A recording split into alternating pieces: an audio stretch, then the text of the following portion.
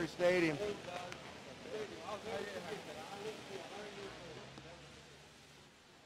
ready to go play 18. Well, I'm ready to go to the ring.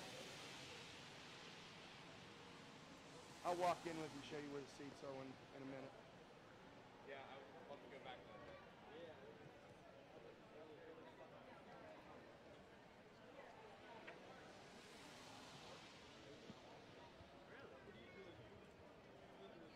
Castle Park. Yeah. My unit's up in Newcastle now, so it's not bad.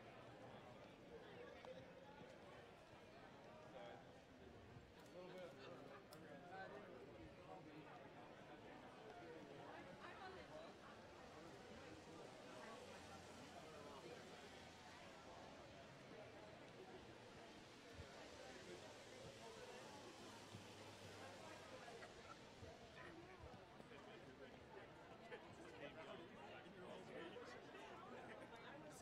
Where's Reed? Well, we get right away.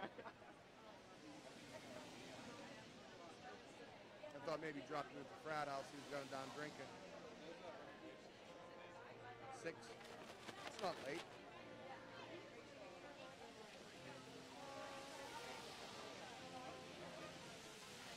Too late. We almost didn't get reservations. She changed at the last minute. She wanted to go to the Commencement first.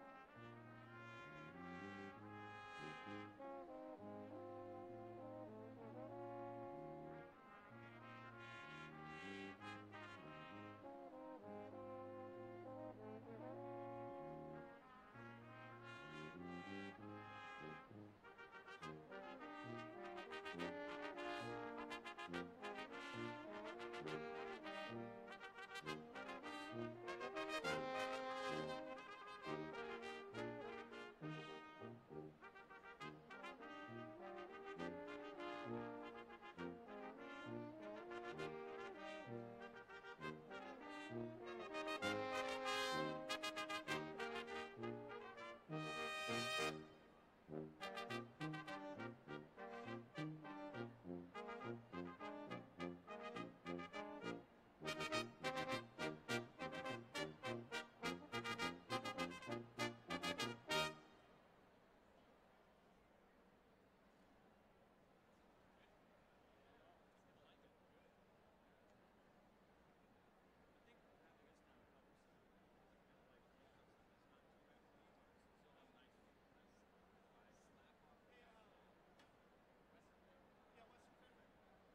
Is it cool if maybe we actually switch spots?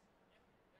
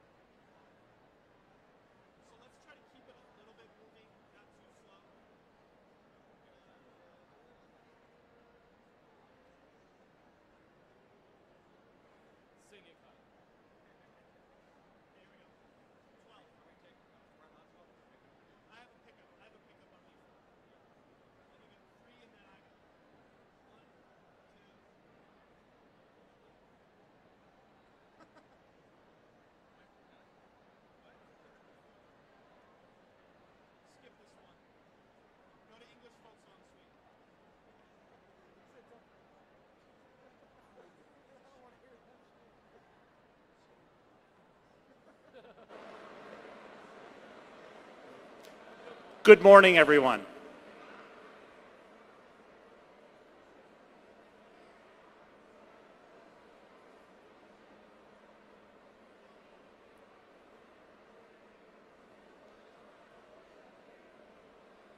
Good morning, everyone, and welcome.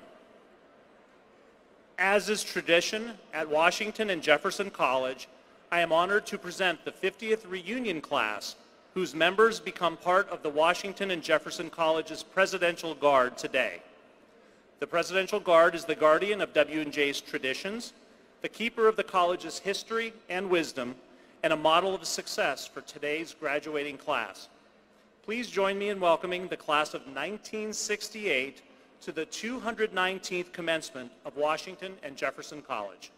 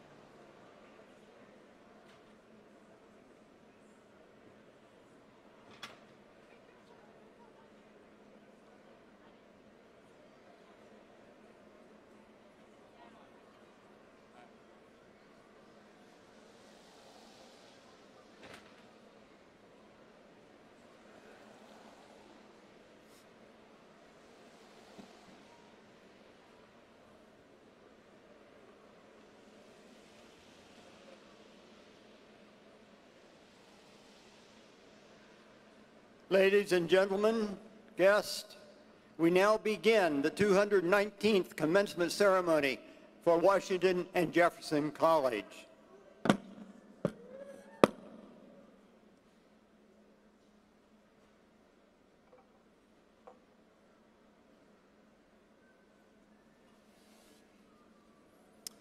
Good morning.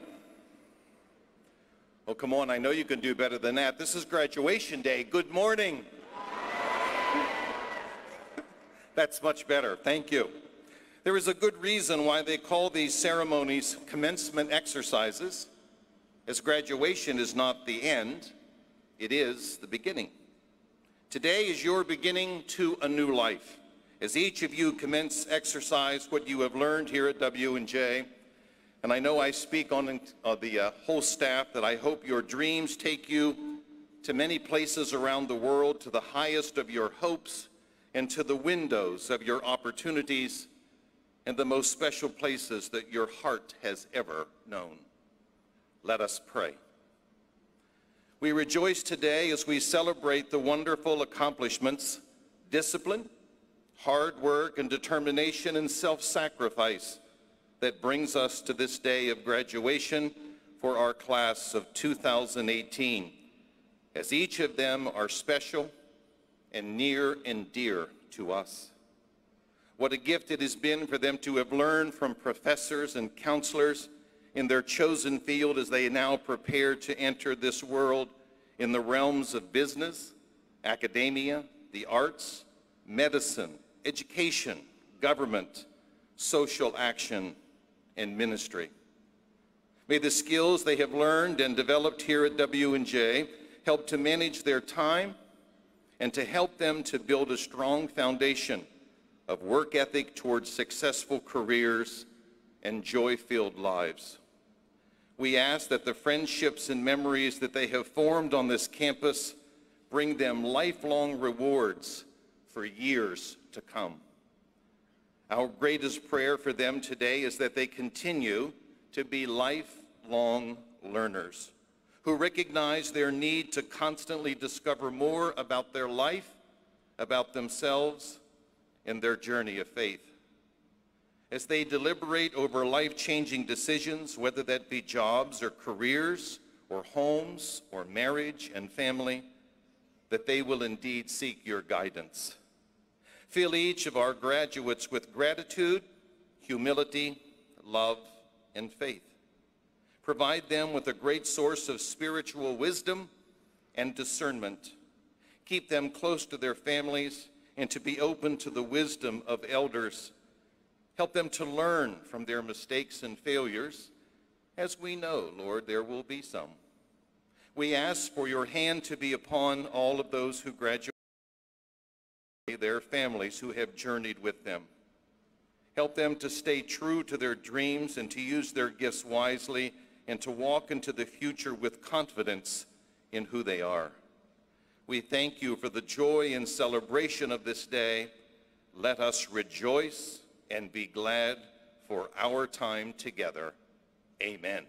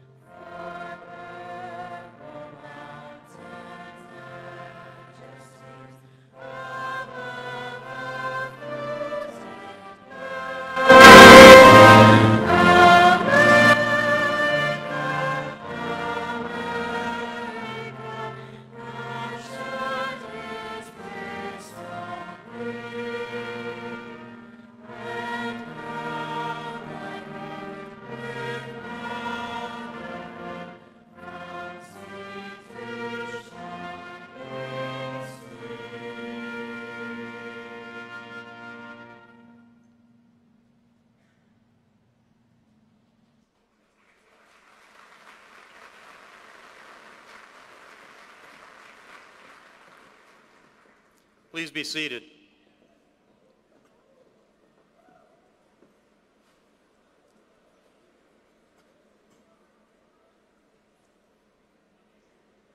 Members of the graduating class of 2018, families and friends, faculty and staff colleagues, welcome to the 219th commencement of Washington and Jefferson College. Students, it is my great honor to commend you for your many achievements during your time with us. You have worked hard, learned well, and persevered to become W&J graduates. It is my hope that each of you has also found this to be a place of welcome, a community where lifelong friendships have formed since that day 4 years ago when you crossed the seal of Old Main. I am confident that through every stage of life, your appreciation of W&J and your time here will only continue to grow. Very shortly, you will join the ranks of W&J alumni, a network of thousands who are proud to share an uncommon bond. They will embrace and support you as one of their own, as you will find that love for this college burns bright around the world and across many generations. Your class came to us from 200 high schools across 17 states and from homes as near as Washington County and as far away as California and New Mexico in the United States, and internationally from China, Japan, South Korea, Vietnam, Nigeria, Nepal, and Austria. The class of 2018 leaves an indelible legacy, and your college is better because you chose to journey with us for a time. We thank you for that. We're also thankful for your families, for their influence in your lives, for the countless ways they have supported you through these years, and for the sacrifices that many of them have made to ensure you a superb education. At this time, I ask you, our graduating class, to stand together in applause to express thanks to your parents, grandparents, and other family members who may have joined us today.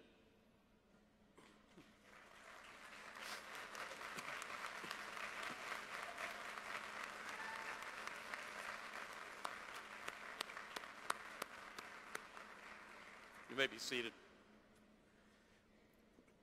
We know that you're also grateful to the outstanding professors who have enriched your lives and the dedicated staff who have supported and guided you in every area of the college, from coaches and librarians to safety officers, counselors, custodians, and advisors in every area.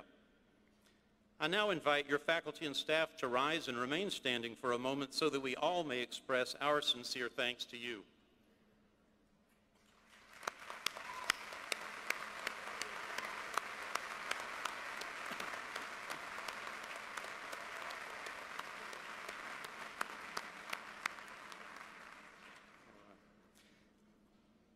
No doubt many of you students, soon to be graduates, feel a special sense of gratitude to certain professors or members of our staff whose influence on you has been decisive. Please be sure to tell them so. It's my privilege now to introduce the others here on the platform who are participating in this ceremony. They include Mr. Richard Clark, the chair of our Board of Trustees, who is joined by Trustee Jamil Wilson, Dr. Judy Kirkpatrick, our Vice President for Academic Affairs and Dean of the College. Our commencement and baccalaureate speakers, both of whom will be introduced more fully in just a few minutes. Faculty Marshal, Dr. Stu Miller, and Pastor Gary Gibson, our college chaplain. We are honored today to be joined by the members of the class of 1968 who are celebrating their 50th anniversary of their own graduation from W&J. It's long been our tradition at commencement to induct the 50th reunion class into the Presidential Guard, comprising all alumni who graduated from Washington and Jefferson College 50 or more years ago. Gentlemen, on behalf of the faculty, staff, and students, as well as the alumni gathered today, I am honored to welcome you home to Washington and Jefferson College. Since earning your degrees, you have made your alma mater proud through your impressive accomplishments and your lasting contributions to our world. Your stories embody the values enshrined in our mission statement and have brought credit to W&J in many fields of endeavor. The class of 1968 has truly set an inspiring standard for the class of 2018. Looking back at life on this campus in 1968, we find many parallels between your experiences and those of this year's class. Now, to be sure, a lot has changed, but some of the similarities are hard to miss.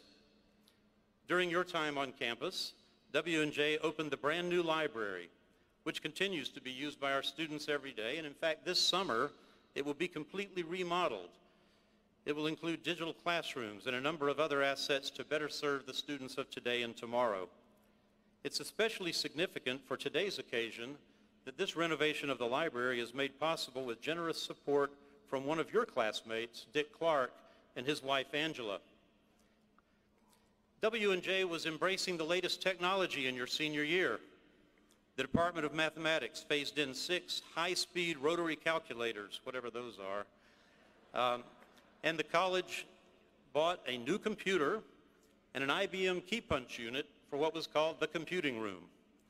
Well, today, any room you find students might well be called a computing room in an era where the typical smartphone has exponentially more computing power than all of NASA's 1968 computers combined. It's likely you studied physics and other subjects in Old Thistle Hall, which in the mid-1960s had already been in service for half a century. Old Thistle continued to serve the college well for several more decades, but just this week it's being demolished to be replaced by green space and a more open view of our historic buildings. The Commons dining room was brand new in the spring of 1968, so you barely had time to take advantage of it. It's still the crossroads of our campus, one of the few places where on any given day you might see just about any student. The college's athletic tradition in your time was just as strong as it is today. Among your classmates in attendance today are varsity athletes who participated in football, basketball, wrestling, rifle, track and field, swimming, and baseball, among other sports. The swimming and wrestling team took PAC titles in 1965.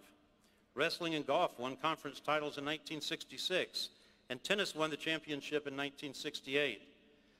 W&J continues to be known for its prowess in athletics. In just this academic year, many of the members of our class of 2018 participated in varsity sports as well, including members of the women's field hockey team that won its second Empire 8 title, the tennis team that made its first postseason appearance in the ECAC Division III championship, and the football team that clinched its 25th PAC title. We'll clap for that. Something else that never changes is that W&J students know how to have fun, and your class was no exception. No doubt today's graduates would have loved to be with you when some of the world's most popular musicians performed on campus. Simon and Garfunkel played a concert here, and Dionne Warwick sang in the 1967 prom. Anthony and the Imperials and the Vogues performed during Panhellenic and Greek Swing Out. Richie Havens and the OJs played at your spring formal. Finally, let me set the record straight for anyone who might assume that all of the faculty who taught the 1968 class have retired or moved on. In the fall of 1967, your senior year, a young sociologist named Stu Miller joined the W&J faculty and began teaching courses in Intro to Sociology, Social Problems, Criminology, and Social Theory. Members of this year's graduating class have also benefited from the teaching and friendship of Dr. Miller, who is our faculty marshal for today's ceremony. The class of 1968 graduated on June 8th, 1968, and we are thrilled to have you back with us today to express our thanks for your steadfast loyalty and to honor you as the newest members of the Presidential Guard of Washington and Jefferson College.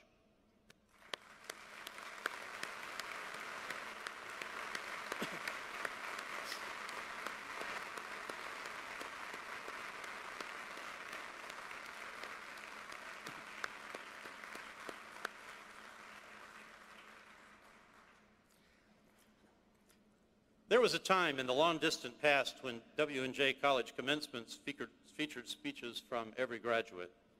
You can be thankful that today the graduating class is represented by just one outstanding student, chosen by a committee of faculty, staff, and students through a competitive process. Our 2018 student speaker is Chase Connell McKevitt, a chemistry and English, gotta like that. a chemistry and English double major from Charleroi, Pennsylvania. After graduation, he plans to spend a year working as a medical scribe at Washington Hospital while applying to medical schools. He hopes one day to serve his hometown as a family physician. Will you please welcome Chase to the rostrum?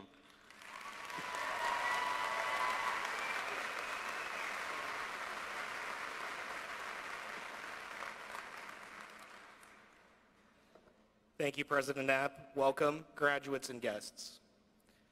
Just seconds ago, I began this speech, and on the surface, it doesn't seem like much time at all. But if we think about time, it may become an overwhelming concept. For example, approximately 259,000 seconds ago, we received the final confirmation we would be graduating from Washington and Jefferson College. I don't believe this one example will convince you of my example of time, nor will it fulfill the college's time requirement for this speech. So let's go back in time briefly together. About 16 million seconds ago brings us to the fall of our senior year. We were experiencing stress waves crashing down upon us as we finished another cup of coffee or bought another overly priced Monster Energy drink from the barista. Can anyone guess what life event I am referencing? I'm referring to our senior capstone and theses. As I watched my peers present on a variety of topics we were forced to take, that resulted in a critical attribute within us, and this attribute is passion. This passion empowered our class to address relevant problems within our society, such as the economic determinants of opioid overdose death rates, or how safe is your drinking water, detection of heavy metal contaminants. Just as I am confident this passion, which began here at WMJ, will not leave us when we leave this institution today. We will take it with us and affect the larger community and join the family of alumni already impacting the world around us. As such, our senior year moment in time symbolizes passion. A quick leap back 33 million seconds to our junior year brings us to a time when the lyrics, "Baby girl, what's your name?" were echoing down Lincoln Street from the T-Pain concert in the then under construction James David Ross Family Recreation Center. I experienced the 228 seconds of that song a little differently than most. Those seconds of my life were spent in the Swanson Science Center preparing for an upcoming biochemistry exam. I remember voicing my displeasure towards the tyrants, not to mention names specifically, but Dr. DeBerry and Dr. Harris, who scheduled an exam so close to such a precious social event. At the time, I was too naive to notice the options my professors afforded me. I could either enjoy the concert or learn the numerous steps in the human metabolic pathway. By providing me with two options, my professors held me accountable for my actions and provided me a clear understanding of the importance of persistence and determination. Persistence and determination are two words WNJ students know well. Interestingly, these words aren't limited to our academic achievements, but they span to our international travels, our pursuit of obtaining a future graduate degree, or the acceptance of our first job offer after graduation. Thus, our junior year moment in time symbolizes persistence and determination.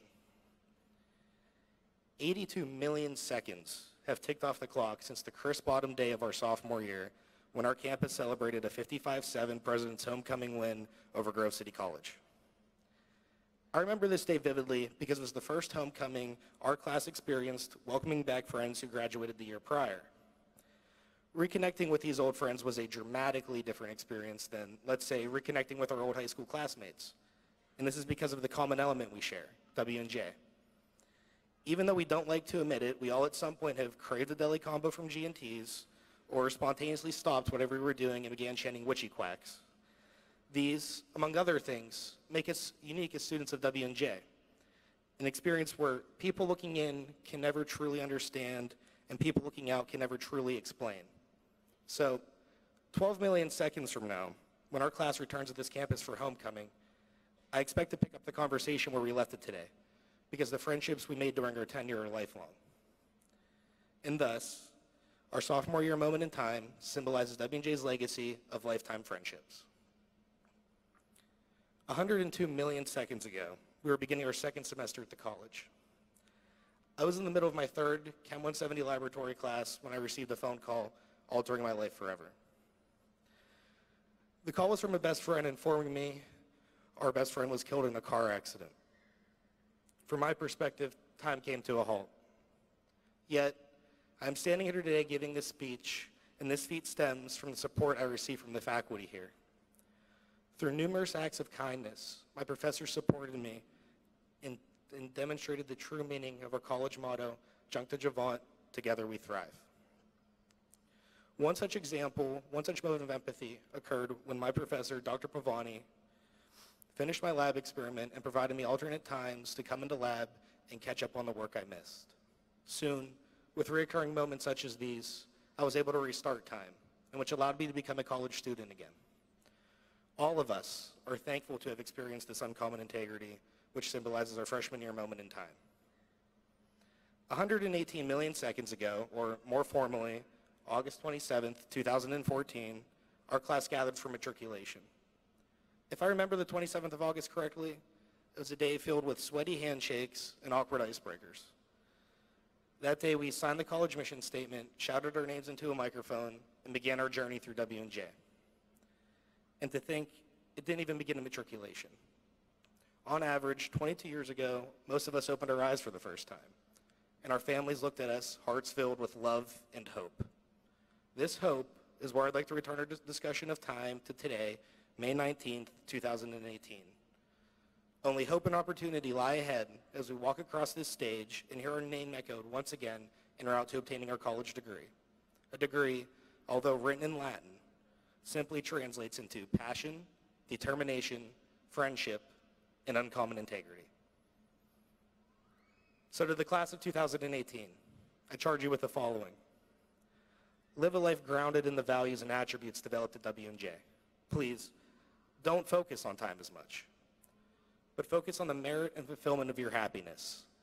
And when we return 50 years from now, I promise the seconds we have to look back on will be precious. Let's make those seconds have a lasting impact on the world, an impact to make the world a better place. Before I conclude, I would like to thank the entire Washington and Jefferson College family for making these previous 4 years a wonderful, life-changing experience. I thank my brothers of the Alpha Tau Omega fraternity for your support. The memories we made will resonate within me forever. Last and most importantly, I express my thanks to my parents, Brian and Kelly McKevitt, for teaching me how to love, learn, and smile no matter what life presents at us. Thank you for your time, and in memory of my friend, Godspeed.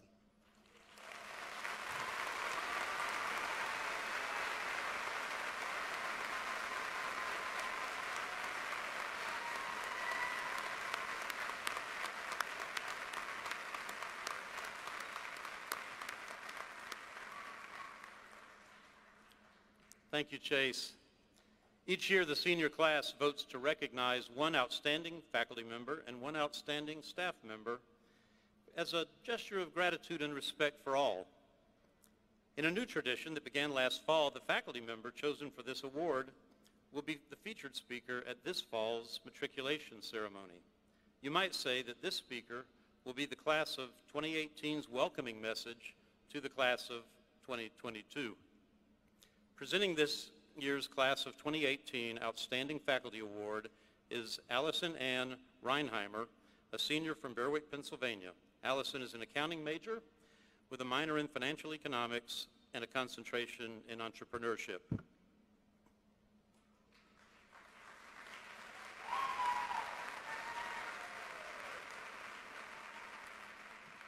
Thank you, President Knapp. Hello, everyone. It is with great pleasure that I introduce Dr. Lori Galley as this year's Senior Class Outstanding Faculty Award winner. Immediately after receiving her undergraduate degree from W&J, she worked for a Fortune 500 company in the accounting department. She also worked for Alchem Metals, the largest ferroalloy company in the world.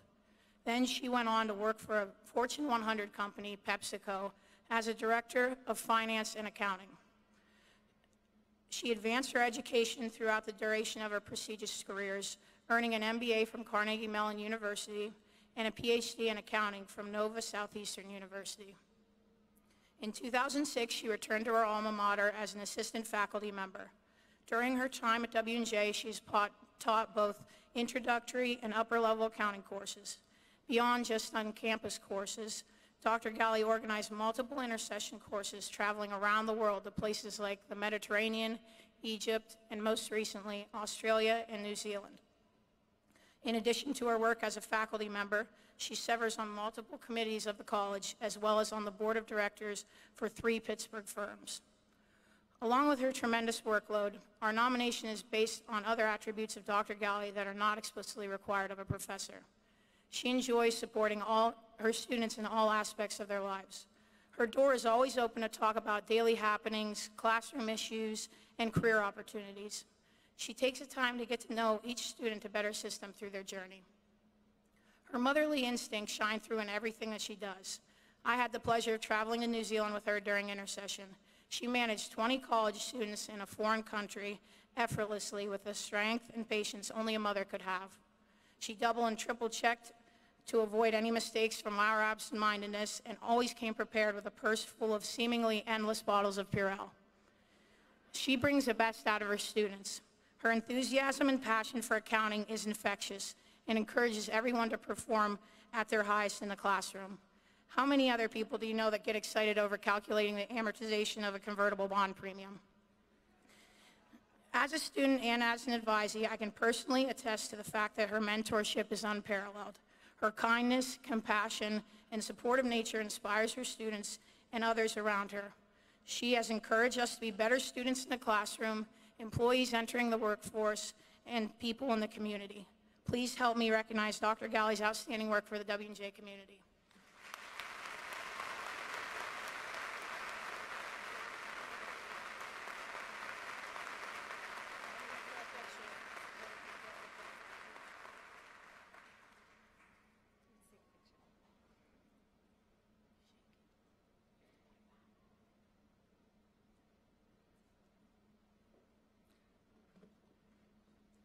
Presenting this year's Outstanding Staff Award is Erica Ankney, a senior from Jones Mills, Pennsylvania. Erica is a communications arts major with an emphasis in public relations and a concentration in conflict and resolution studies.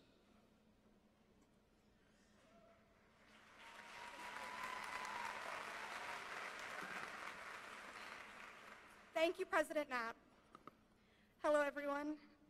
It is with great pleasure that I introduce this year's Outstanding Staff Award recipient, Assistant Director of Residence Life, Amanda Cowan. Amanda came to Washington and Jefferson College 3 years ago in 2015, during our sophomore year, making the class of 2018 the first class that Amanda worked with as a residence hall area supervisor. Through her pivotal role in residence life, Amanda has impacted every student's life on this campus, and probably our parents.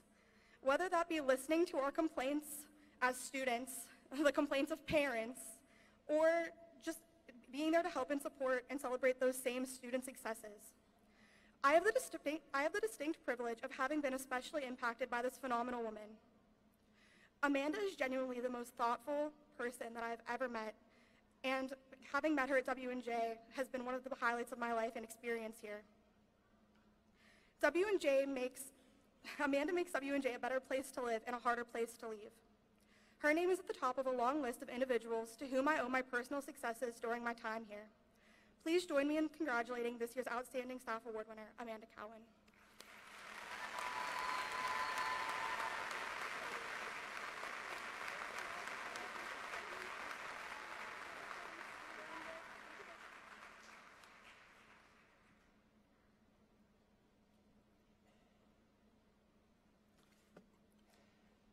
Yesterday afternoon, our Board of Trustees took several actions recognizing members of our faculty for professional excellence and service to the college. I'm pleased to announce the following promotions. To the rank of full professor, Timothy Klitz, psychology; Lauren Mayer, English; Dana Schiller, English; and Mark Swift, music. And to the rank of associate professor with tenure, Jennifer Sweatman, history. Let's give them a round of applause.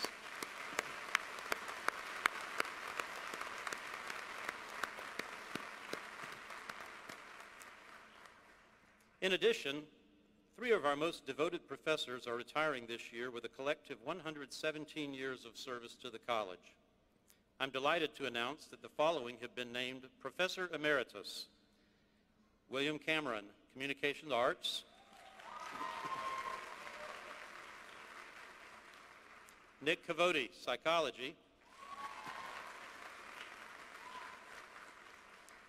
and Michael Wolterman, mathematics.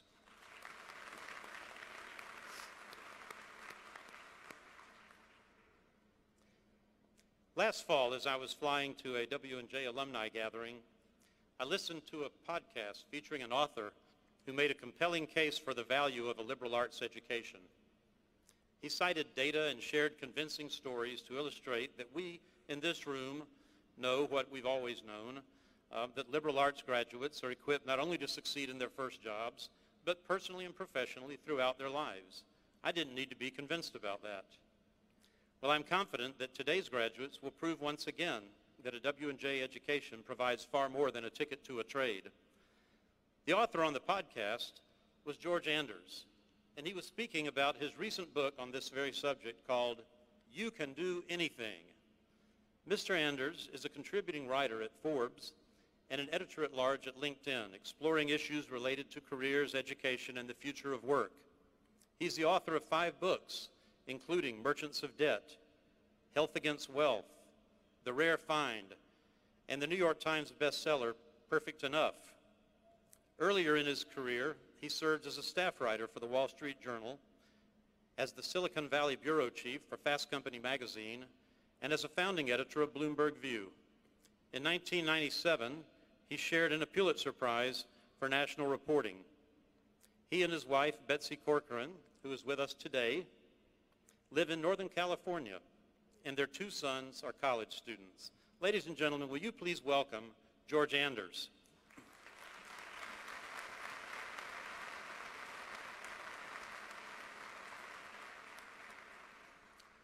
Thank you, President Knapp, and thank you to the entire W&J community, especially the families that have traveled a long way to be here.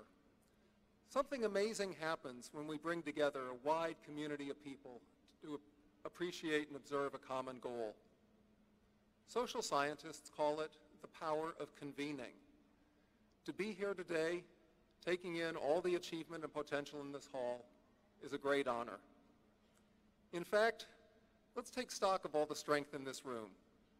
For everyone in the class of 2018, take a moment to look around you. If you look to your right, you'll see the professors that inspired you. Take a moment to wave. We'll make this participatory. Look within your own group, and for the student athletes, you're going to see the people on your teams. We've already heard call-outs to the championship field hockey and football teams. I want to put in a good word for my 2 favorite sports, baseball, basketball, particularly the women's basketball team. You had standout seasons too. In fact, everyone did. Finally, look to the sides and you'll see your parents, your siblings, and many other family members. These are the people who believed in your quest for a college education long before you even knew what that was going to mean. What a great group of backers. It's a privilege to be here, and I'm feeling the sense of community. I came into this hall last night, and my first thought was, what a lot of chairs. It is a whole different sight today to look and see so many people. I will treasure this memory for decades to come. Now let me ask you, when I asked you to wave, when I asked you to shake a hand, did anyone have trouble finding anyone here they cared about? I don't think so. This is a close-knit community. And the truth is, the magic of a college education goes far beyond the papers you've written, the classes you've taken, the tests you passed, the tests that you meant to pass, and the courses that are on your transcript. For the past few years, you've been part of an extraordinary assortment of allies. You've experienced the full power of what dates back to Homer's Odyssey, the awareness that there's a mentor in your life. You're graced with protectors who, as the text says, will always stand by your side and guard you through all your adventures. So what about the next chapter that awaits? If mentoring's role never changed in the course of our lives, we'd be graced with all-powerful chaperones forever. We'd never need to get our feet wet in the stream. We'd never have to scramble around the metaphorical boulders that sometimes block our paths. We'd be lifted past all of these obstacles again and again by a coach who would protect us from every harshness. We'd rent the perfect apartment, we'd do everything right to impress our bosses, and we'd never go on a bad date. But life isn't that simple. In the same way that our math skills move from arithmetic to algebra to our first taste of higher math, life gets more challenging and more empowering too. Along the way, our perspectives on mentoring change in a vast, fascinating way, and I'd like to share some thoughts about that with you today. More than ever, our 20s have turned into a decade of exploration. The old goal of spending a lifetime at a single employer has faded away. It's up to us now to reinvent ourselves at different stages and to live with the ups and downs of whatever destinies we improvise. So we roll with it. The typical college graduate now works in 5.8 different jobs by age 28. People with only a high school education don't switch jobs nearly as much. As a result, the diploma that you will be holding in your hands in a few minutes is more than a certificate of achievement. It's a lifetime guarantee of mobility. It gives you the freedom to try different specialties, to switch employers, or to switch geographies. I wish I could promise you that every step along this journey will be smooth. It won't be. There will be moments when you think back on your time in college, and this commencement day in particular, and wonder, what happened to my support network? Who can help me untangle this week's mess? What do I do next? You'll feel a bit like Telemachus in the Odyssey, watching your home being overrun.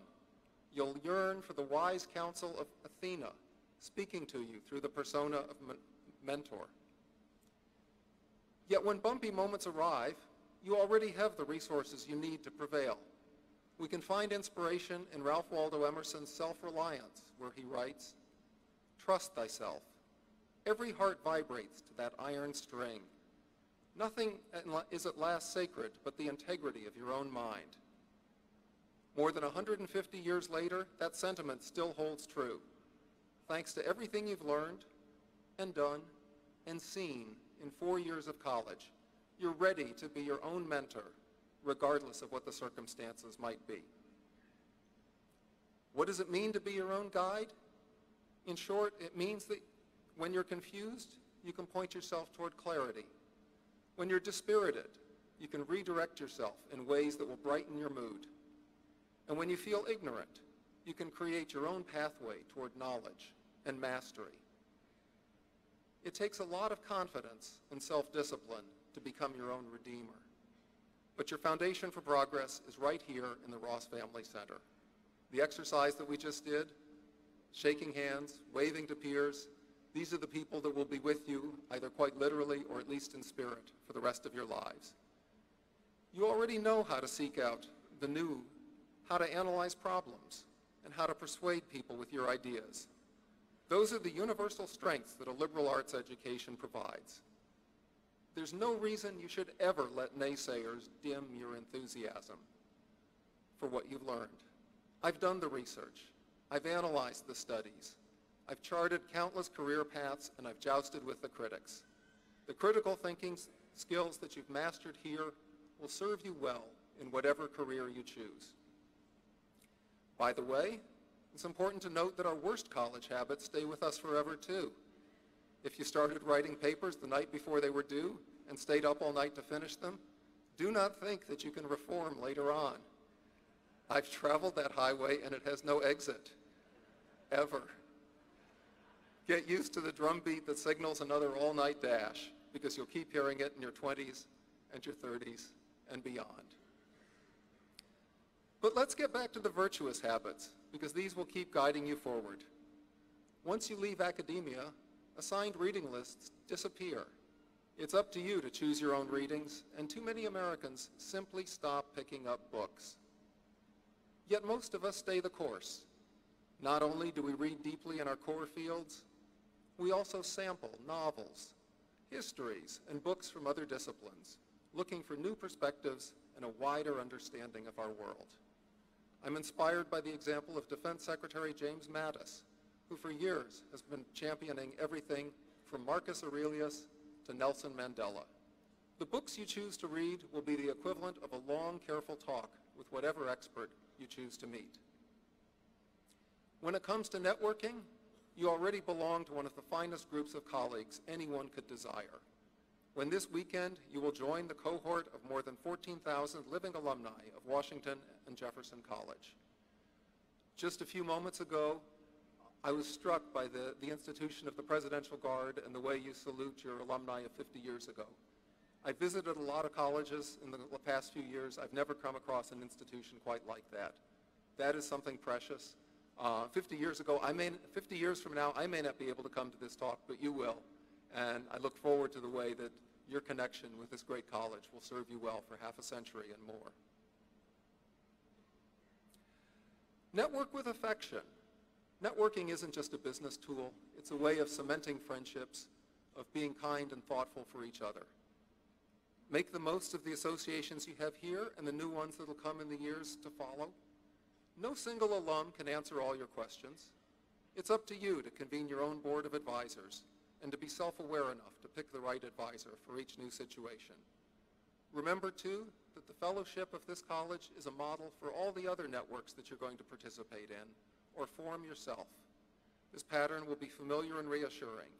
You're ready to gain the most from new groups of colleagues at work, at grad school, in church, or in neighborhood associations. How will you set your priorities? How will you regroup in a crisis? Going forward, you will need to be both teacher and student, deciding what to master next and how to pursue it. Stretch yourself.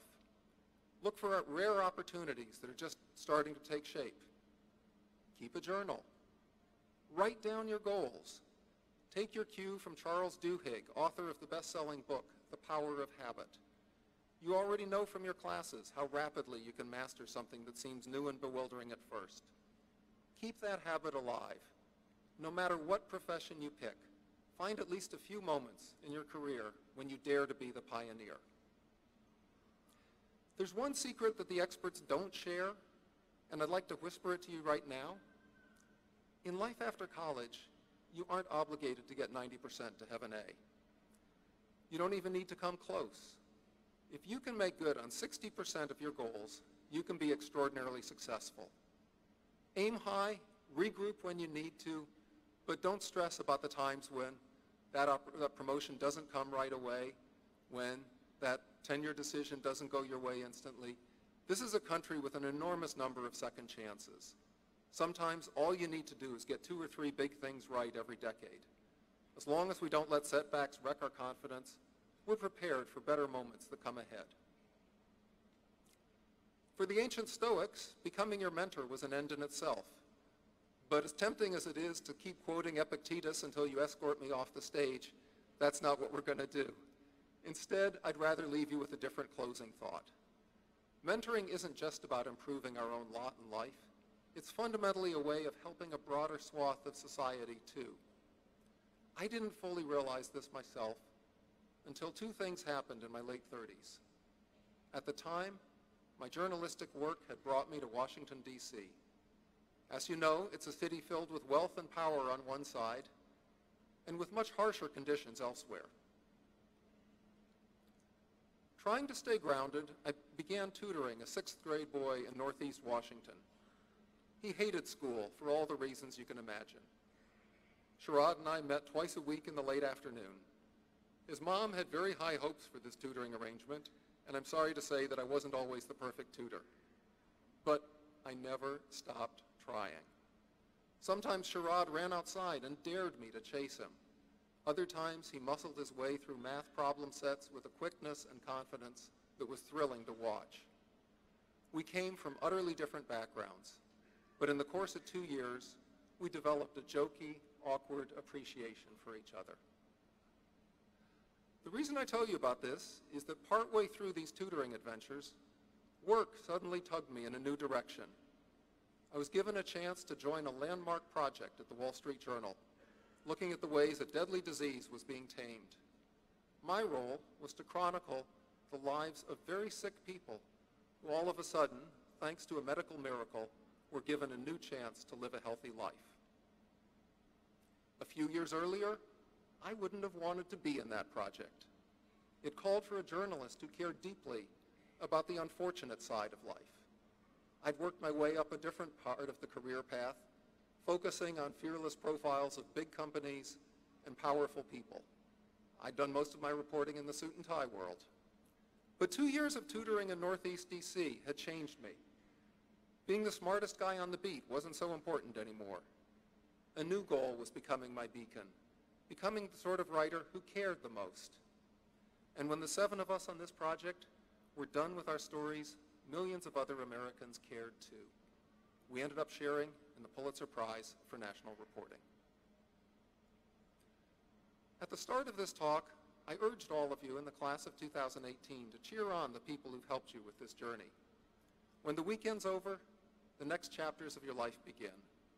Choose whatever matter of success matters the most to you: a loving family, a successful career, a respected place in your community, and press ahead. Know that you have the strengths you need. As you do so, be your own mentor, always. Over time, take an additional step forward. Look for ways to turn your gifts toward the service of others, and infuse your best work with the power of caring. Congratulations. Take the memories of this day with you, wherever you go. They will last a lifetime. Thank you.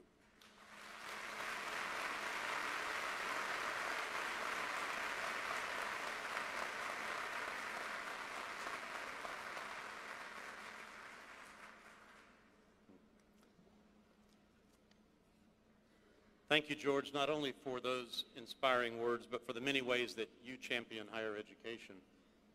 On important occasions such as commencement, Washington and Jefferson's Board of Trustees often recognizes distinguished individuals whose lives and work exemplify the ideals of our timeless mission.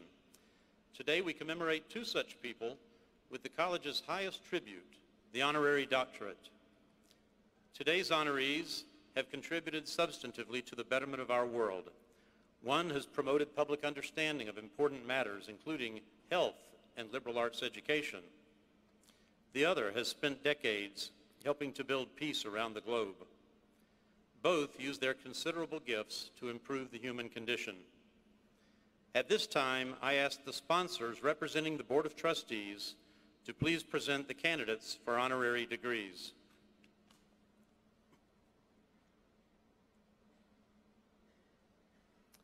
Mr. President, I present to you as candidate for the degree of Doctors of Letters, honoris causa, George Anders.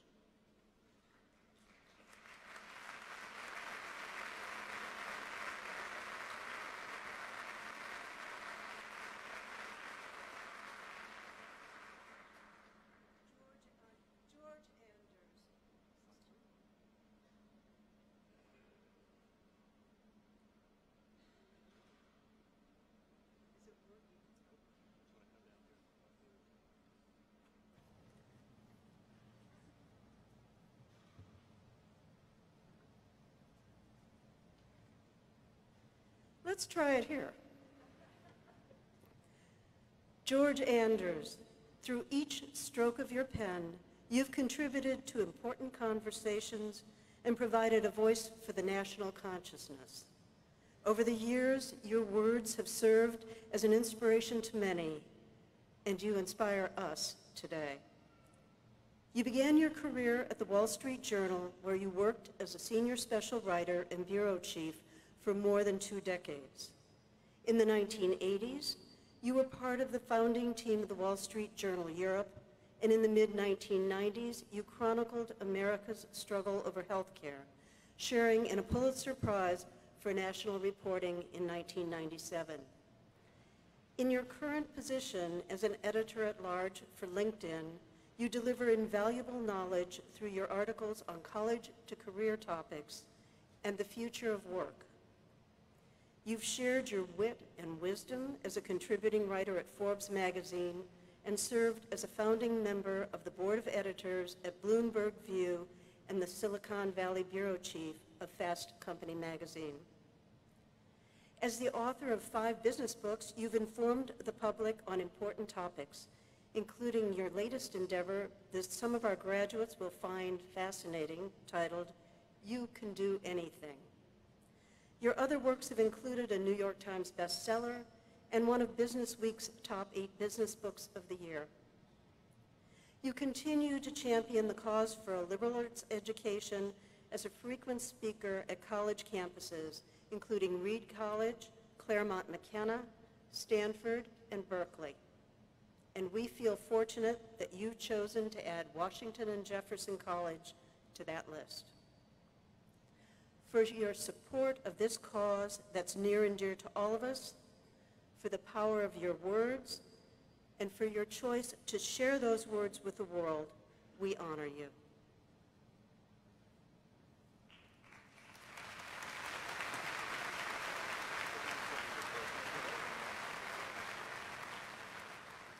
George Anders, by the authority vested in me by Washington and Jefferson College and the Commonwealth of Pennsylvania, I confer upon you the degree Doctor of Humane Letters, honoris causa, in token of which I present this diploma and cause you to be invested with the hood appropriate to this degree.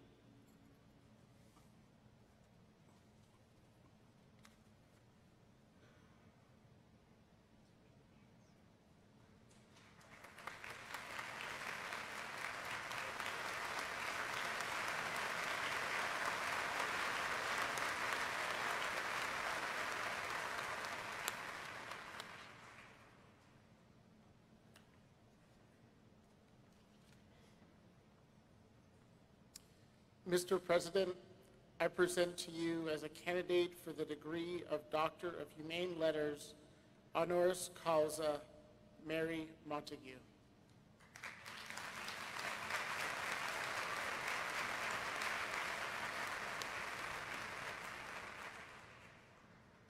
Mary Montague, you have a gift for diplomacy that makes you not only a valuable resource to the students here at W&J, who have treasured the opportunity to learn from you, but to the world. Over your 40 years as a peace builder, you have established an international reputation as a talented mediator.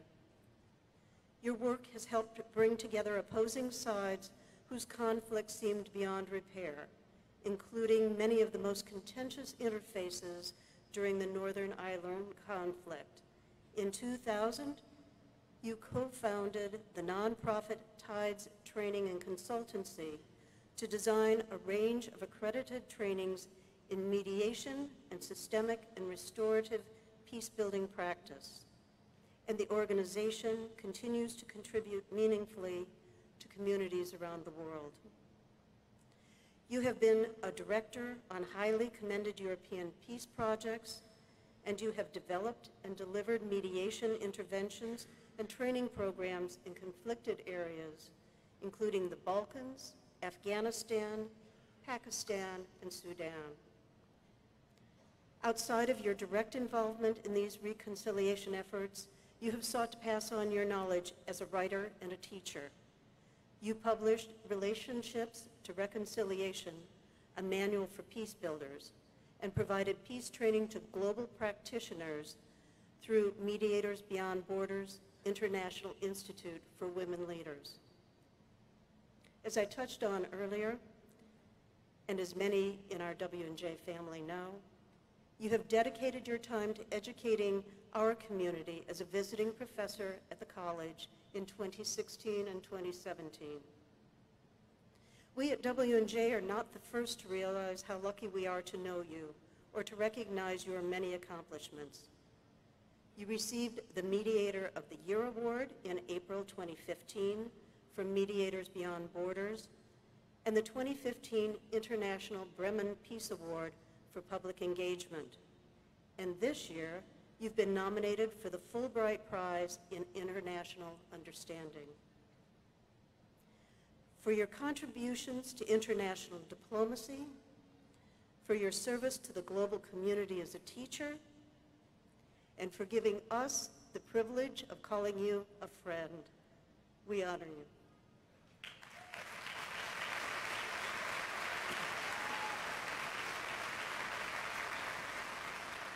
Mary Montague, by the authority vested in me by Washington and Jefferson College and the Commonwealth of Pennsylvania, I confer upon you the degree of Doctor of Humane Letters, honoris causa, in token of which I present this diploma and cause you to be invested with the hood appropriate to this degree.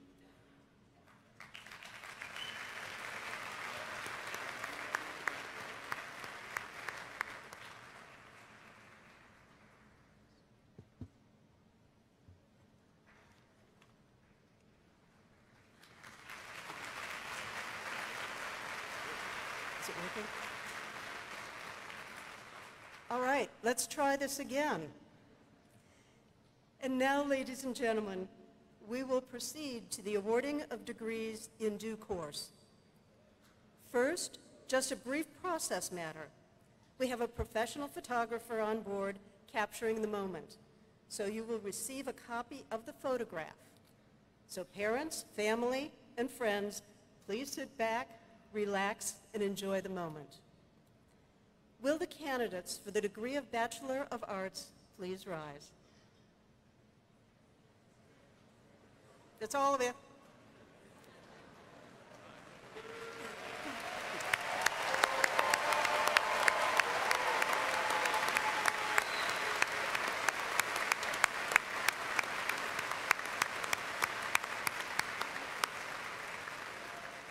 Mr. President, it is my pleasure to present to you and to the community the class of 2018 candidates for the degree of Bachelor of Arts.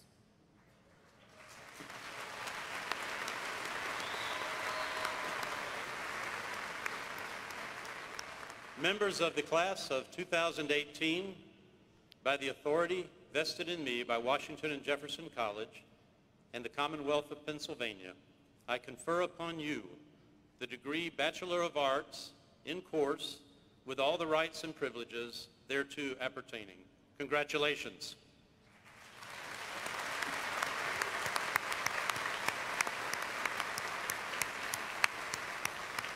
You may now be seated. Class of 2018, the faculty marshals will be guiding you up here. You will come over to the side of the stage where the first photograph will be taken of you by the flags. Another marshal will then guide you up the ramp to cross the stage. Please walk slowly and enjoy the moment. You will shake the hand of the president and receive your diploma. So class, marshals, let's begin.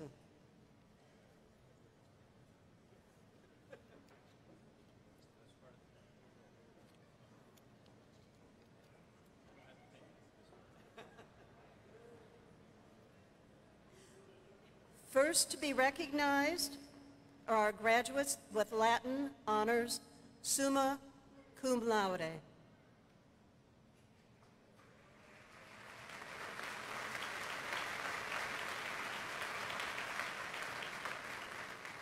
Jacqueline Marie Anderson.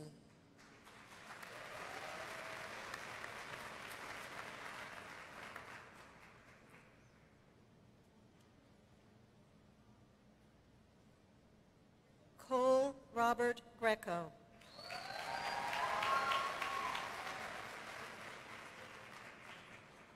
Ethan Michael Heller.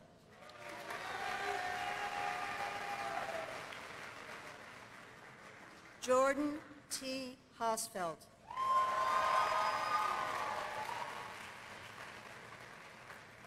Scott Edward King.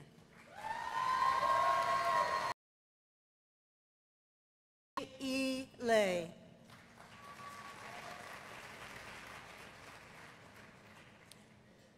Josephine Sophia Madden.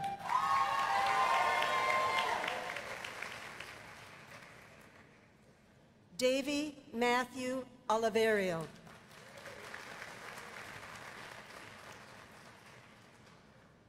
Tyler Michael Phillips.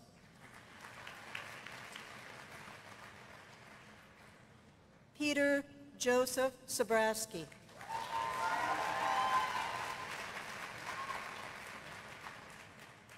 Brandon Christopher Wilson.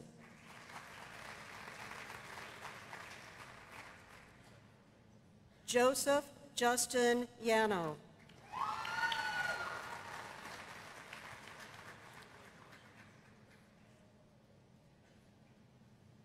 Let's have a round of applause for our summa cum laudes.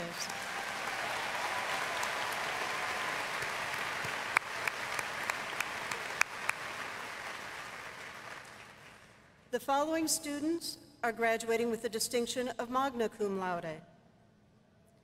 Jordan E. Bichek.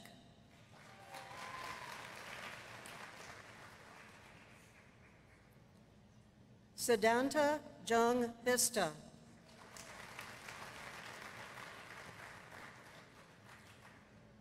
Catherine Nicole Campbell.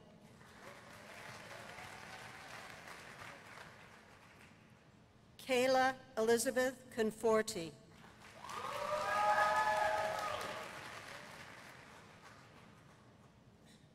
Cassidy Marie Costello.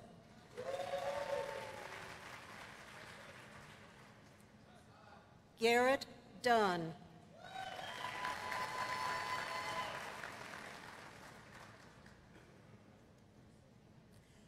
Bryce Allen Egger.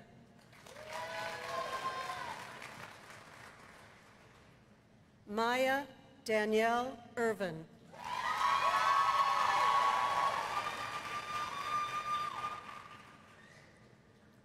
Ashton Marie Grimm.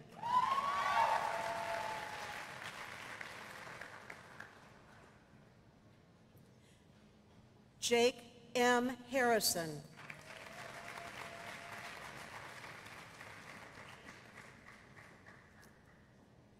Madison Lynn Heil.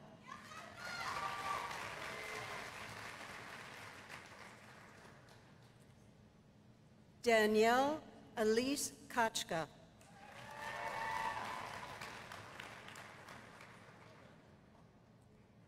Benjamin Adam Langdon.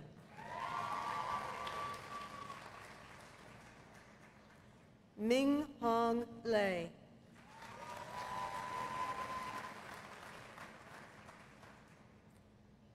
Bing Leung Lu.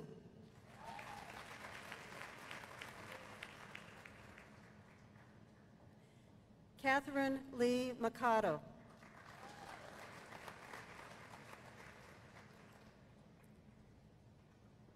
Caitlin Nicole McCracken.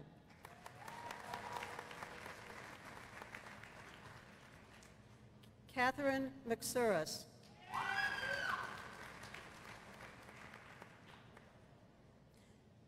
William McCann Oberschelp.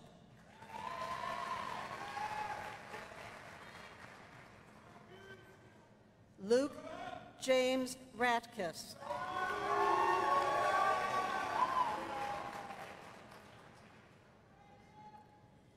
Maisel Marie Rising.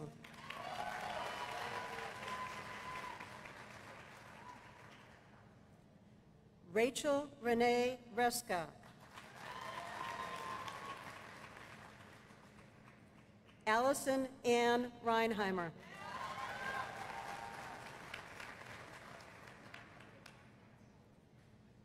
Kashmir Ann Saniak.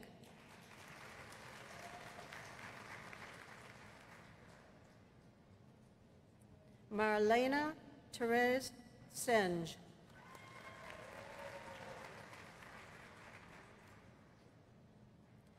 Ravneet Singh.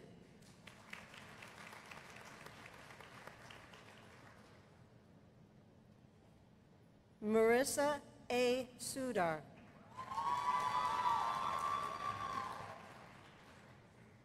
Alexa Morgan Terrell.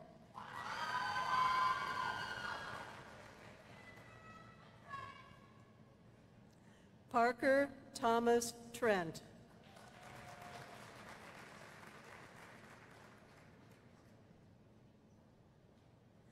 Shulai Yang.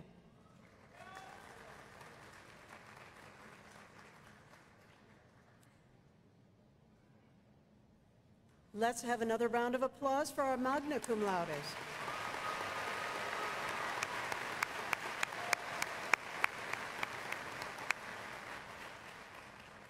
The following students are graduating with the distinction of cum laude. Kira Marie Barrow.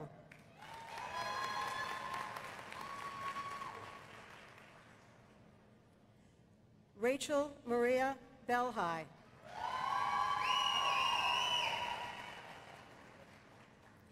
Alexander Robert Benner.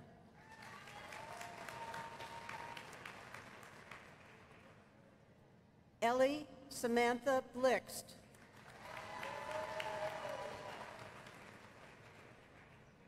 Kaylin P.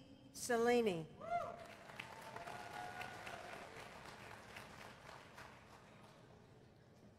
Kenneth Morris Clark.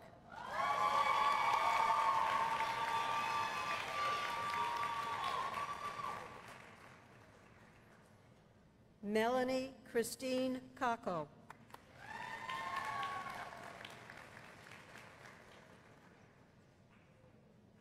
Grant Thomas Craig.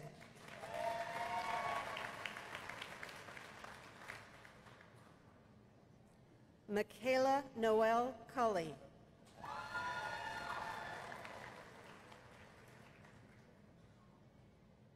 Samuel Tyler Dudley.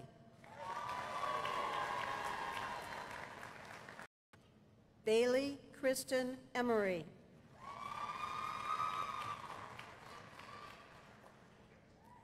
Samuel Florentino.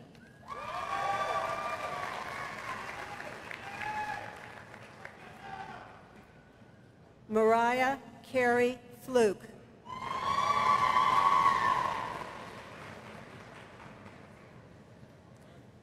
John Marshall Frankovich.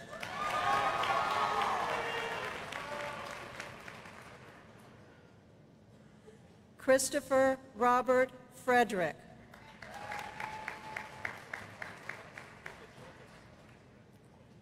Alexandra P. Gartner.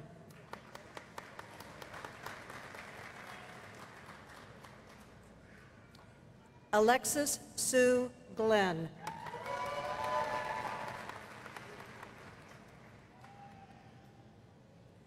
Victoria R. Healy.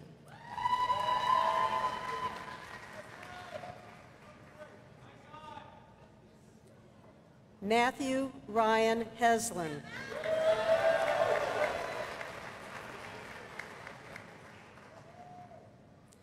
Samuel Eric Horowitz Soyos.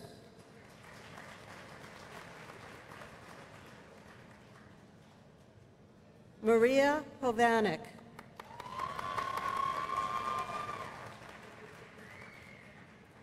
Jesse M. Karuskin.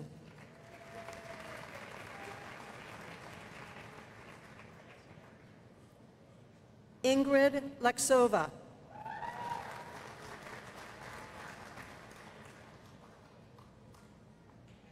Keisha Michelle Lockett.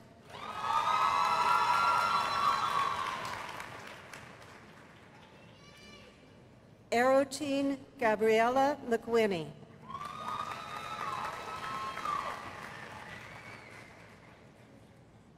India Martina March.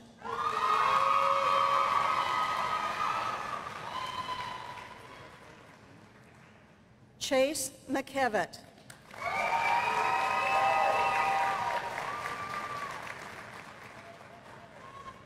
Kirsten A. Mendel.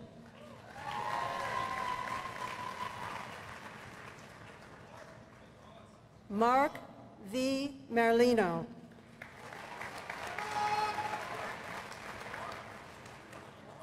Owen Donald Miller.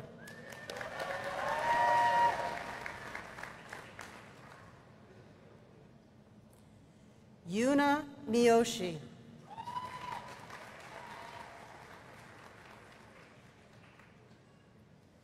Mark William Moyer.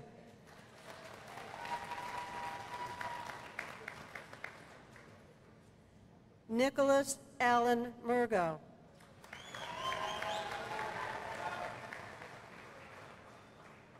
Rachel Lynn Myers.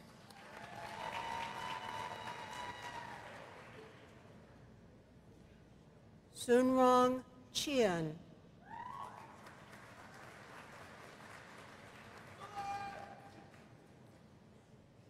Julianne Nicole Rotunda.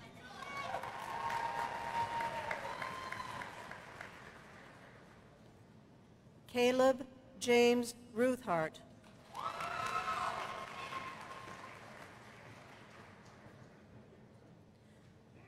Tatiana Marie Razzini.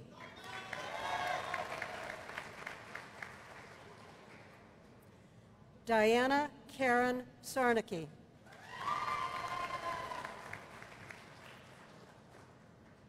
Samuel C. Schaub.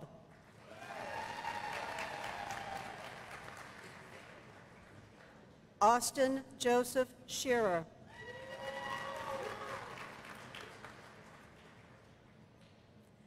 Samuel James Stanton.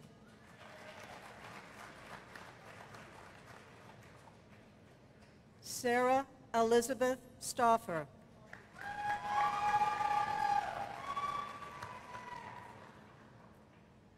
Jordan Marie Toohey.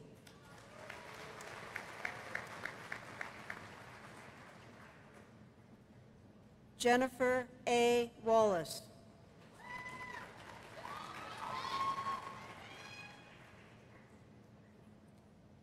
Megan G. Wang.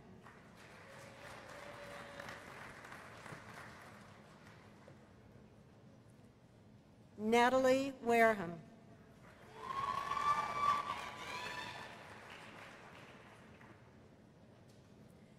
Mia Lynn Whiteovich.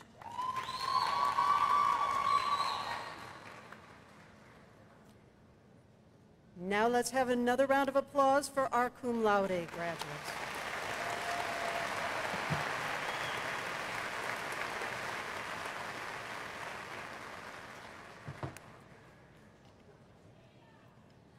Right. The following students are graduating with the distinction of Rite. Aliyah Gabrielle Abdelhak.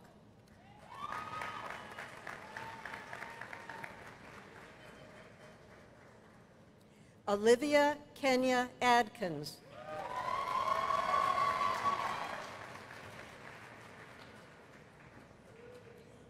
Christopher James Allman.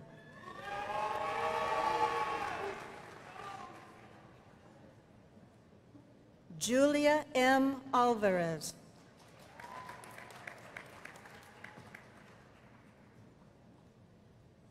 Savannah Ray Ammons.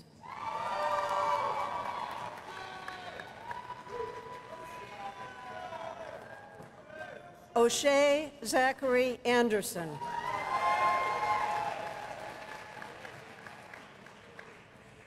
Erica L. Ankney.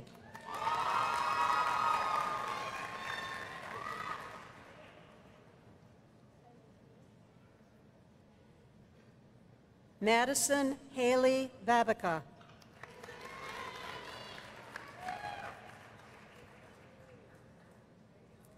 Nicholas Baker.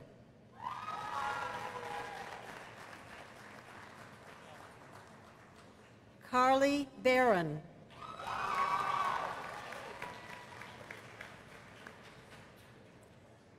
Laura M. Barone.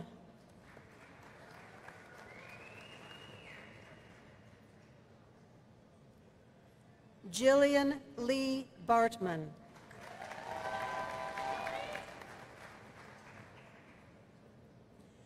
Christina Elizabeth Bazzano.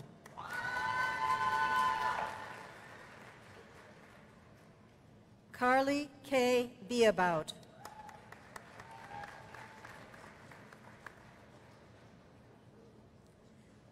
Elizabeth Ann Bean.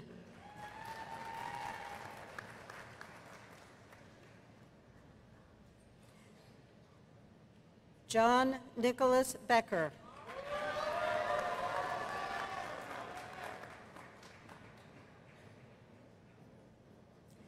Dennis Michael Blackwell.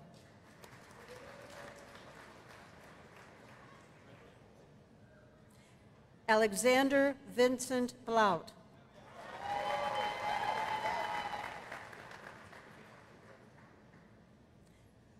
Paola Bonilla.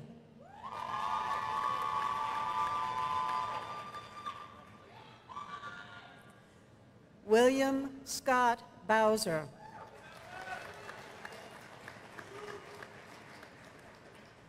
Jake E. Brandel.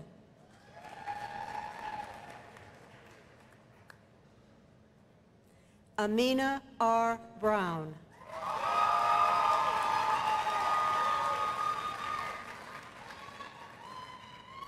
Marlon D'Angelo Brown.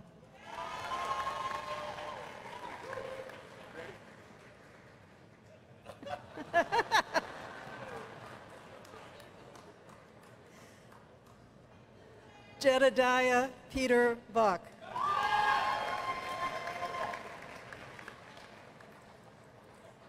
Zachary A. Bumgardner.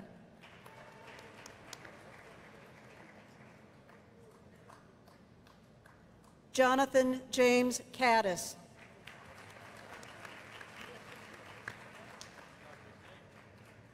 Savannah Elizabeth Campbell.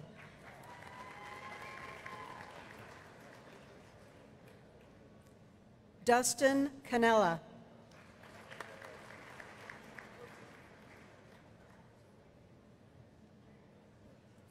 Liam Chapman Casey.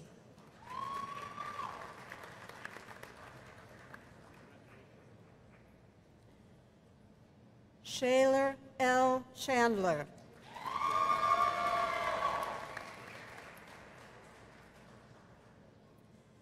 Jiaru Chen.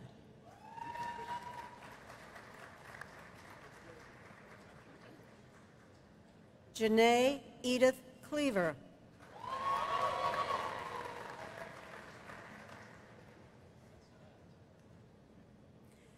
Catherine Bridget Cook.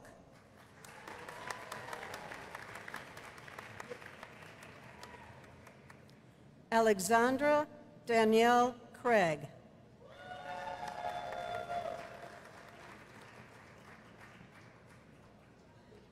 Alejandra M. Crites.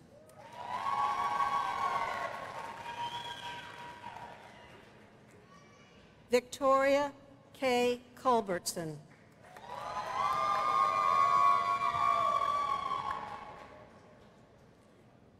Katerina E. Chuchman.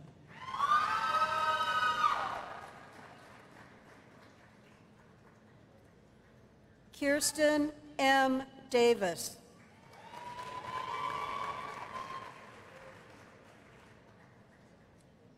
Dalton Allen Day.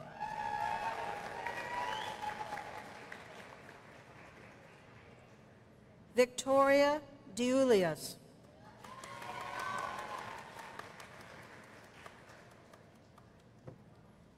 Marcus J. DeSantis.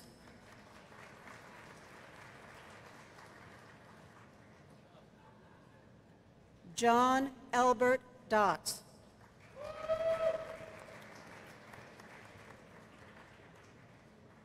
Alexandra Marie Doty.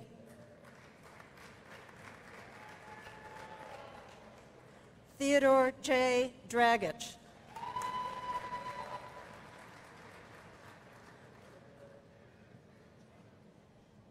Billy Allen Dreer.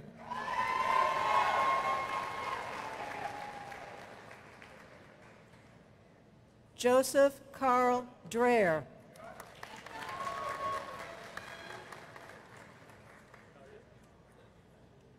Garrett Jacob Doot.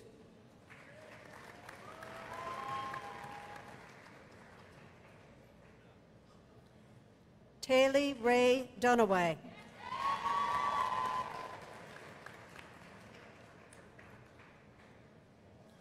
Matthew C. Dunlap.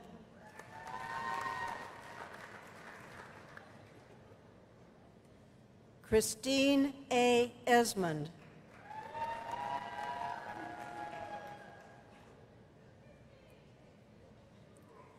Leah Margaret Faddis.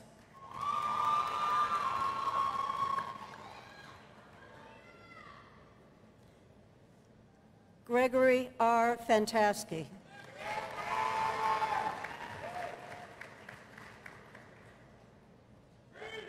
Reed C. Fichter.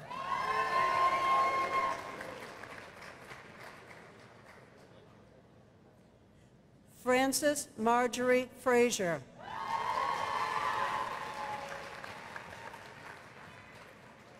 Garrett K. French.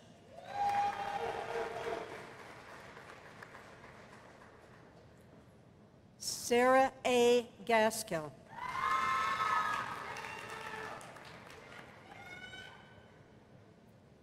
Brennan Dominic Geiger.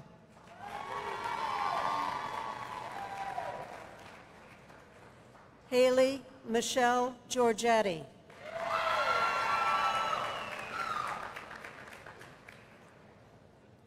Luke Georgie.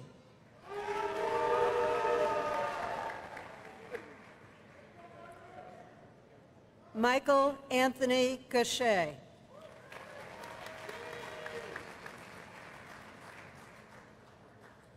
Matthew Robert Gerting.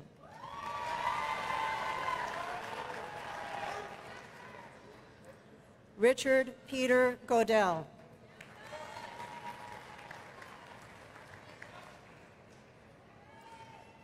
Brian Michael Graytock.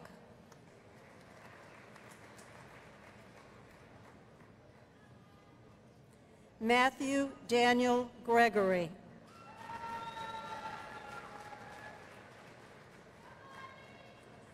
Carrie Ann Gabala.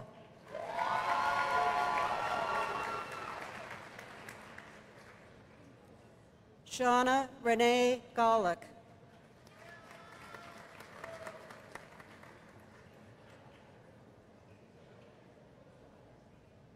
Rachel Nicole Hall.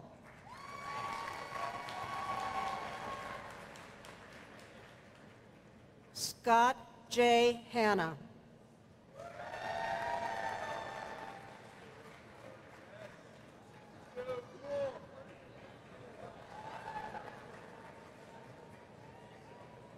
Owen E. Hanna.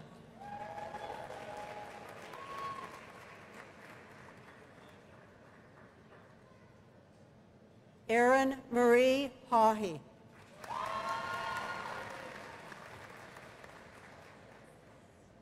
George Cody Hurst.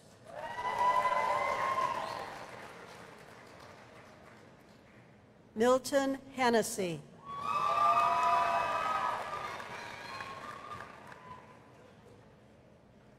Benjamin R. Henricks.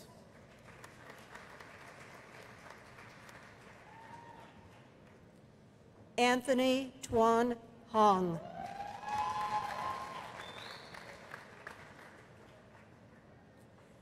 Elizabeth Marie Holmes.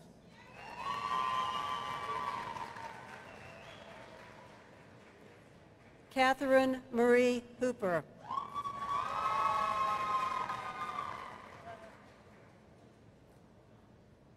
Rachel Christine Hogue.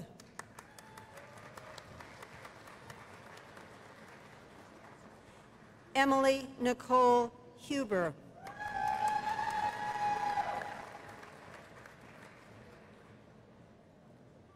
Emil Edward Enot.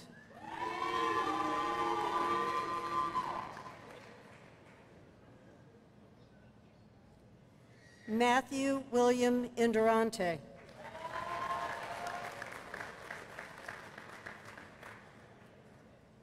Mackenzie E. Jacobs.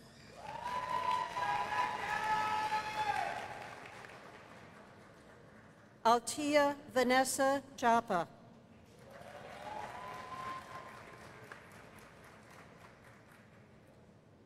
Jenna Lee Jaworski.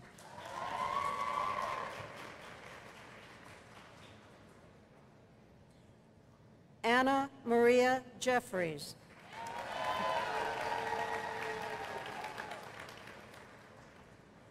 Nicholas Edward Jenkins.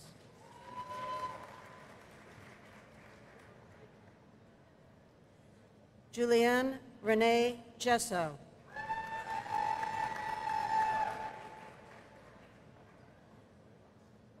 Carolyn Rose Callis.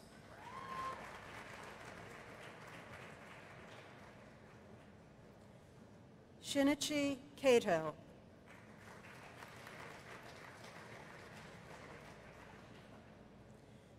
Zachary David Kenny.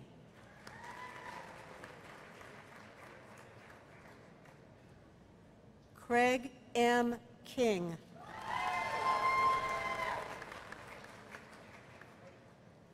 Michelle Renee Klein.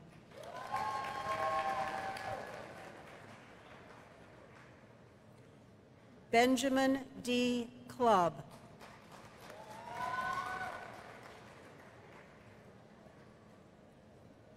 Ashley R. Nordell.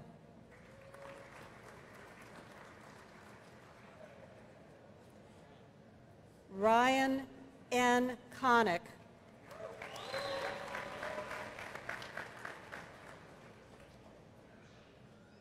Benjamin Robertson Costello.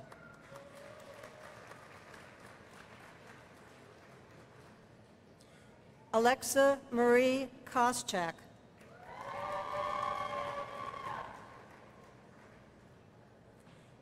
Matthew John Kreiter.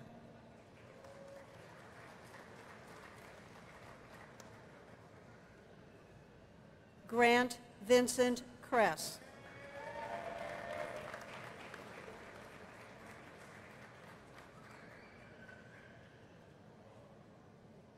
Second Lieutenant Gregory Nicholas Krynock.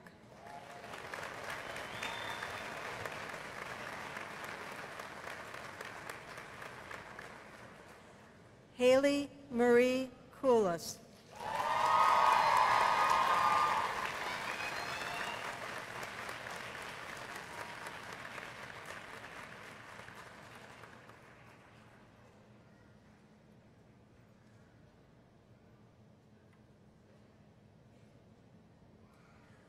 Sonia Lee Loxonen.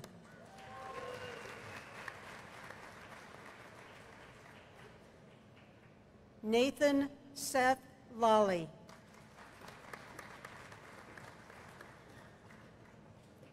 Tess Palmer Laraway.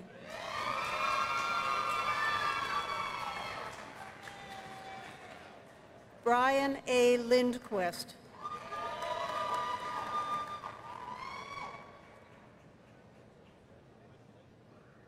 Brooke Elizabeth Lininger.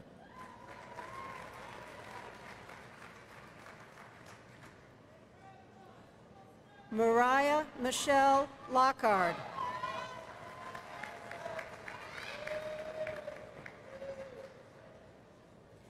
Kelly Marie Luisi.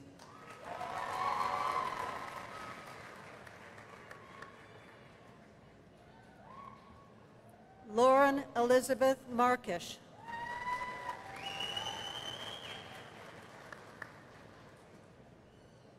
Thomas A. Mara.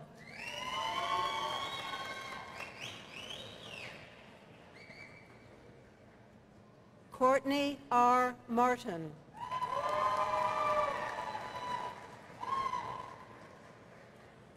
Zachary Thomas Lynn Mazer.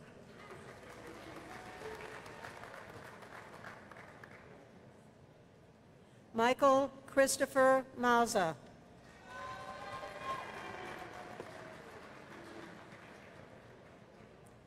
Tristan Riley McGillicuddy.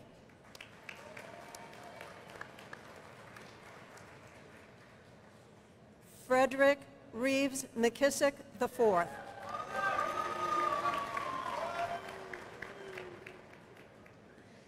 Colin Meehan.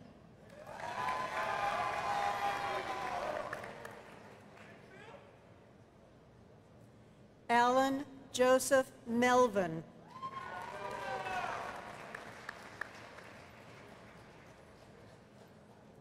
Jasmine Mercedes Meredith.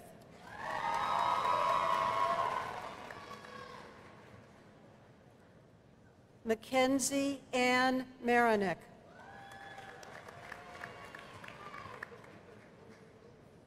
Sierra Catherine Meyer.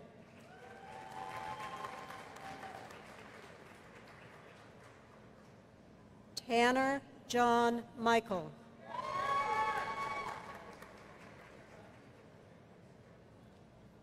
Elizabeth G. Midday.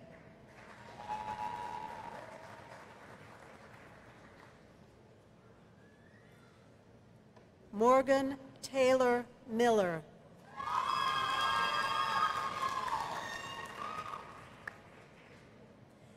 Matthew Raymond Montes.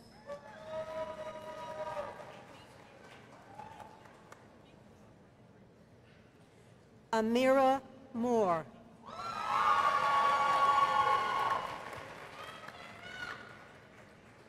Jennifer Kelleher Morris.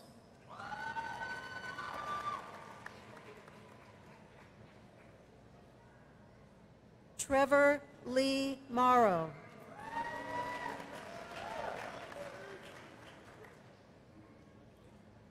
Alexandra M. Myers.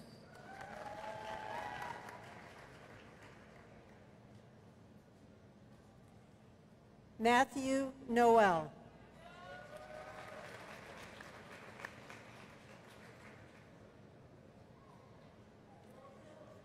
Tomiwa T. Olajumi.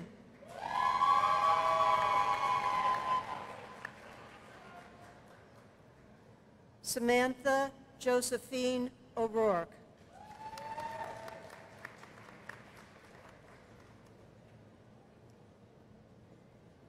Ryan Arthur Osborne.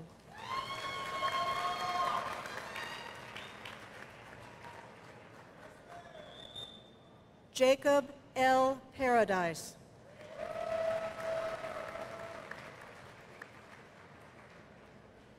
Jessica Taylor Perman.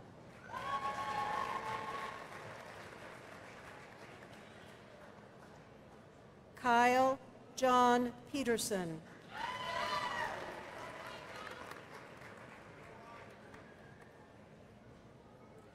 Sarah Diana Peterson.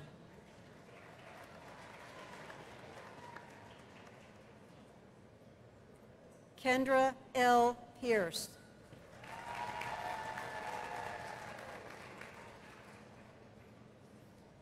Abigail M. Pipcho.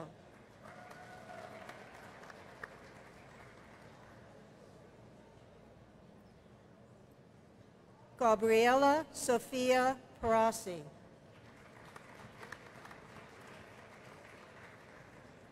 Michaela P. Pringle.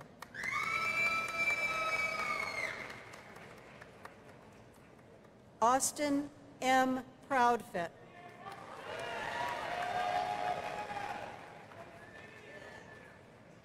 Mason N. Radford.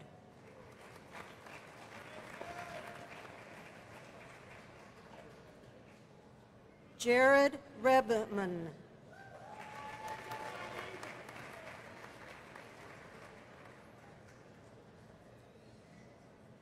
Danielle Christina Recker.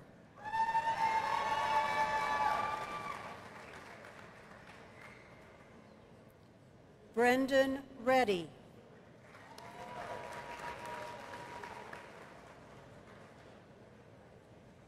Nathan T. Rapine.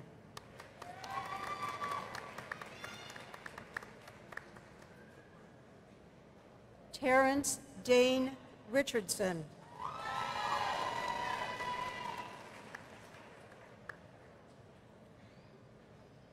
Connor Jonathan Robick.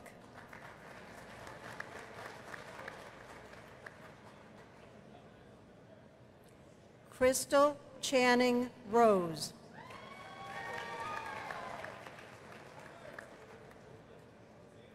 Catherine Alyssa Rothoff.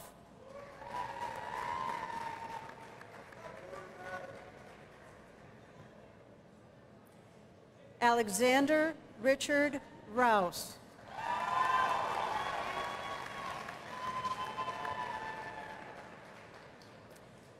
Lorenzo Anthony Rosito.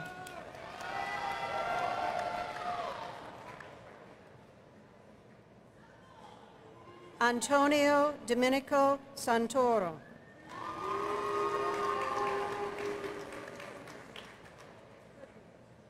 Bryce J. Schnatterly.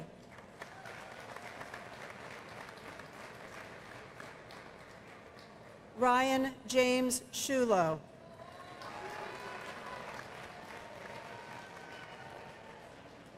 Samantha M. Shaw.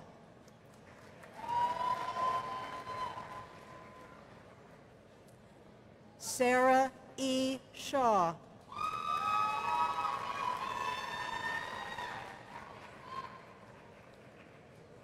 Danielle Victoria Shelgren.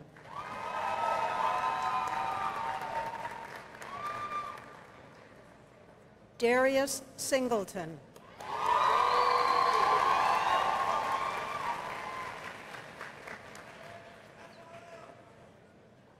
Jamie Smith.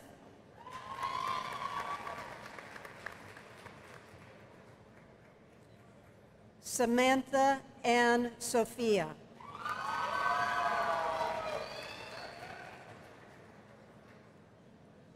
Caitlin N. Sollenberger.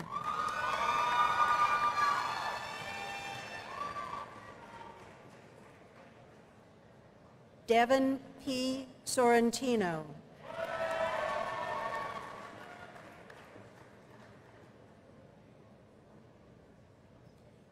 Macy Marie Sowers.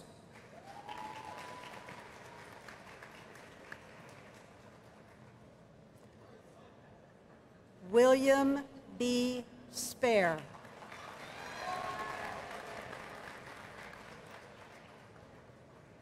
Joshua B. St. Clair.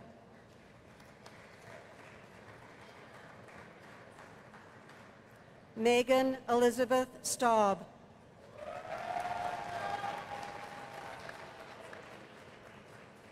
Madeline Stevens.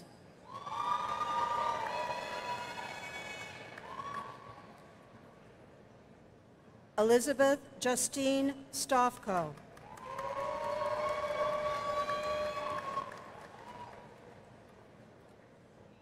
Cody James Streisnick.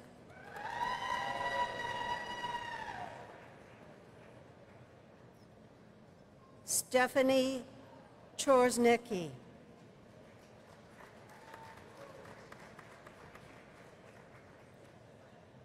Forrest Pierce Thompson.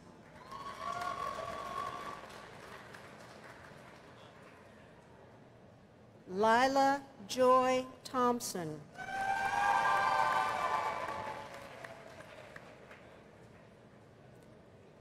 Second Lieutenant Alexander Richard Tolbert.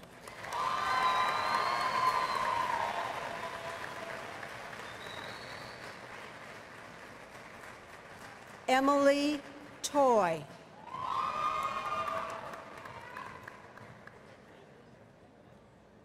Daniel J. Trettle.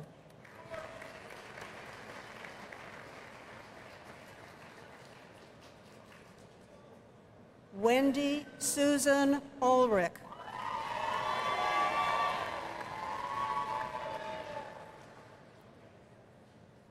Gabrielle Patrice Usaraga.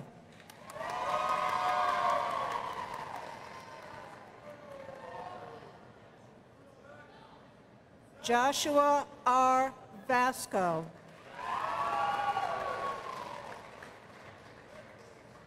Justin M. Vicklis.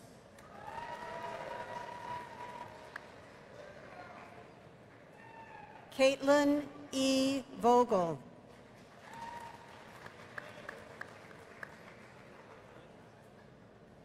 Zachary William Walker.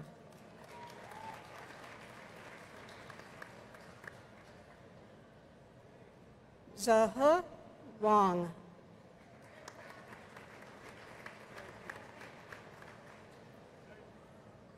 Justin T. Wayno.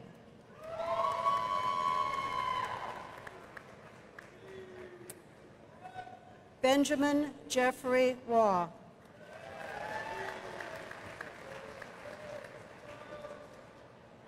Mary A. Wessel.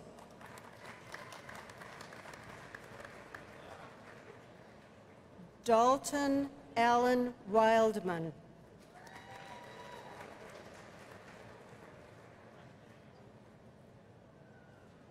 Ryan Donner Willen.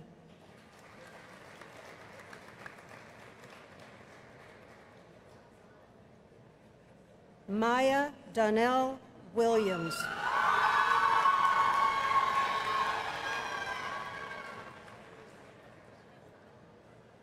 Katie Elizabeth Wilson.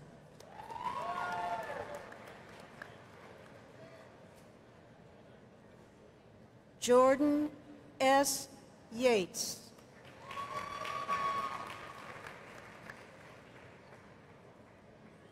Leah M. Urardi.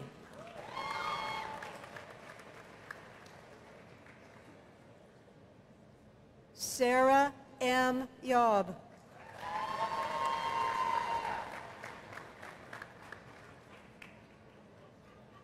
Jason Anthony Yobi.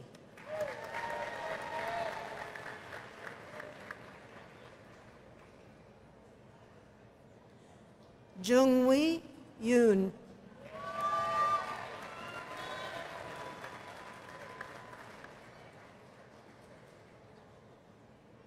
Luke Scott Zarin.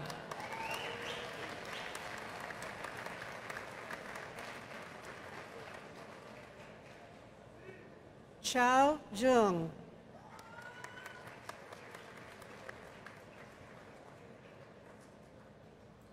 Marta Marie Zimmerman.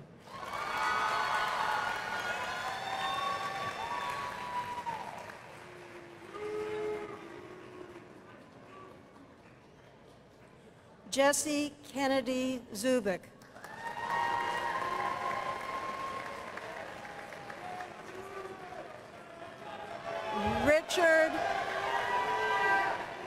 Richard Javens Zook.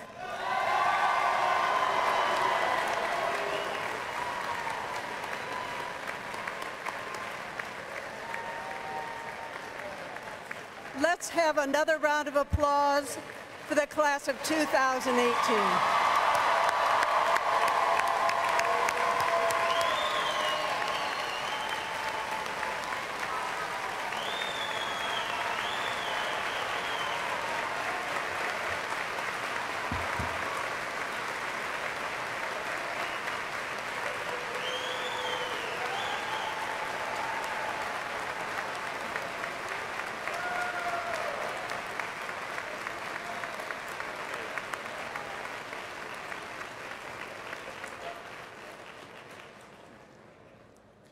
Graduates. How does that sound? Graduates.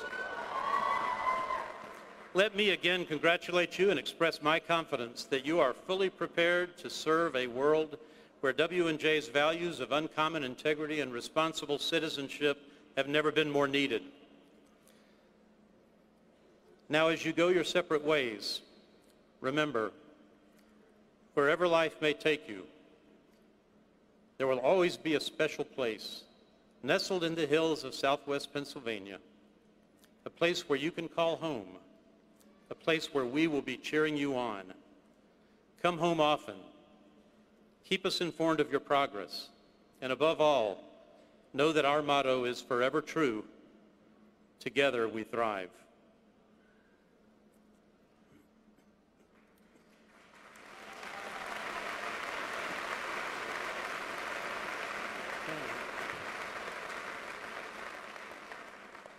Following this ceremony, we will enjoy our cookout indoors due to questionable weather conditions. However, everyone is invited to join us for a meal at the Rawson Center, in the Commons, the Ski Lodge, and the Ballroom. Graduates, I hope that you'll take time to share at least one last thank you and maybe an introduction of a favorite professor or friend to your friends and your families. Families and friends, in a moment, the class of 2018 will recess from this building together. They'll go to Old Main to cross the college seal, just as they did when they matriculated as freshmen. This tradition bookends their time at the college. You'll hear the bells ringing in the Old Main Tower, which will indicate when the students have begun crossing the seal. I ask you to allow the class of 2018 to exit first and then to proceed together as a group to Old Main. You can meet up with them over at the Commons. Our ceremony will now close with the alma mater, the benediction, and the recessional with the color guard. Please rise for the alma mater, led by seniors Kenneth Clark, Kirsten Mendel, Eula Miyoshi, and Samuel Schwab. Please remain standing for the benediction and then be seated unless you're part of the formal recessional.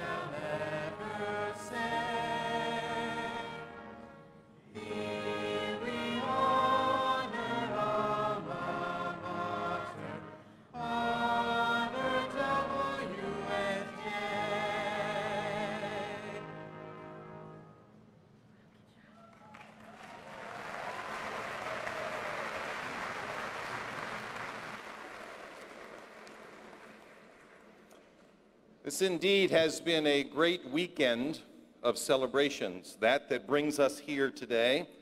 The fact that many of our churches will celebrate Pentecost tomorrow, and contrary to popular belief, the royal wedding took place. Unto all of our lives a little rain may fall, and it did as you made your way into the rec center today, but I believe the weather has improved and the world awaits you. God of joy, we thank you for the time of graduation. We thank you for your spirit that has empowered each of our students, that has been nourished here with knowledge and discovery and creativity and determination. As you have walked across the stage and received your diploma, let us walk in prayerful attitude and gratitude for the many blessings that made this moment real and filled with great potential. We pray for our families and the ones who have sacrificed and have worked to see this day come to be. We ask today and think about the professors and the administrators who have challenged and cared and crafted for each of our students when it comes to their journey here on campus. We pray for our fellow students who have taught us so much about friendship and collaboration. And I would tell each of you, as your plans for the career and your future begins to unfold, nurture those relationships. It will be the best investment in your future that you can make. And by all means, as we have even faced challenges and accomplished much, we understand that our lives move into a new chapter where there will be more challenges to face, and there will be certainly demands upon you. But today, may your grace cover your anxiety and fears so that you may stay encouraged about the future. We ask, Lord, that you give each of us patience and hope to energize our search for work that is just makes a wonderful use of their gifts. Give us courage to face the challenges of carving out a place in society where we might live in peace and serve can be our best. And from taking to giving, from considering to choosing, from dependent to student, this is a time of culmination and commencement, a time of important transitions as we live in a world that requires thoughtfulness and needs remarkable people just like each of you. People make progress through their own contributions. Each of you will do the same. Go forth from here in confidence, and remember, wherever you go, every path connects you, not only where you are going, but where you have been. Godspeed and amen.